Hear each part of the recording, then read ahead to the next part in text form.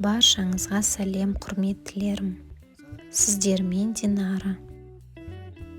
Сіздерге үй жағдайында өте жеңіл әрі дәмді майонез рецептін ұсынамын. Видеоны соңына дейін көріп, рецепт ұнаса, лайк басып, комментарий жазып тіркелуді ұмытпаңыздар. Үй жағдайында майонез дайындау үшін келесі ингредиенттер қажет болады.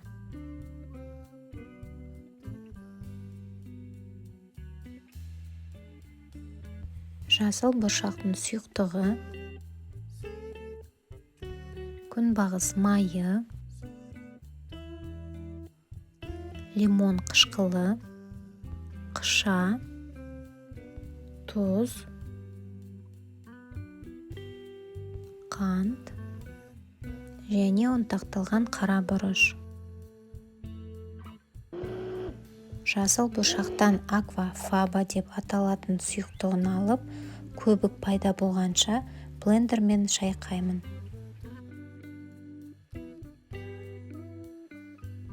Содан кейін тұз, қант, қыша, қара бұрыш, лимон қышқылын қосып, блендердің көмегімен бәрін қайтадан араластырамын.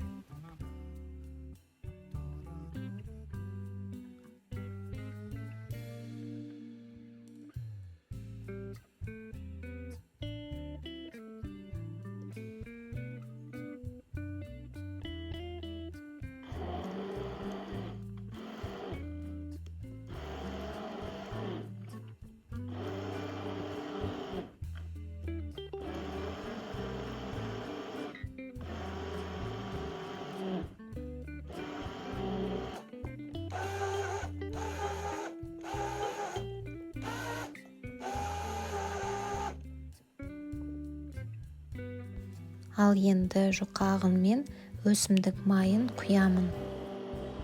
Және 3 немесе 4 минут көтермей шайқаймын. Майды неғұрлым көп қоссаңыз, майонез соғұрлым қою болады.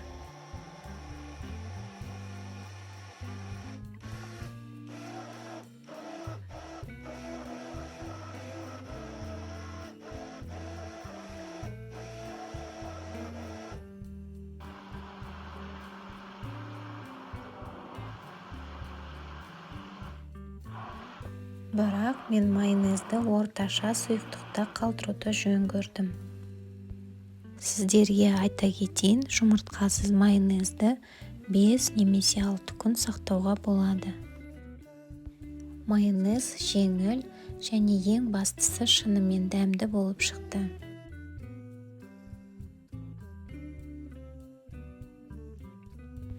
Сіздерге ұсынған рецепт және видео ұнаса, лайк басып, комментарий жазып тіркелуді ұмытпаңыздар.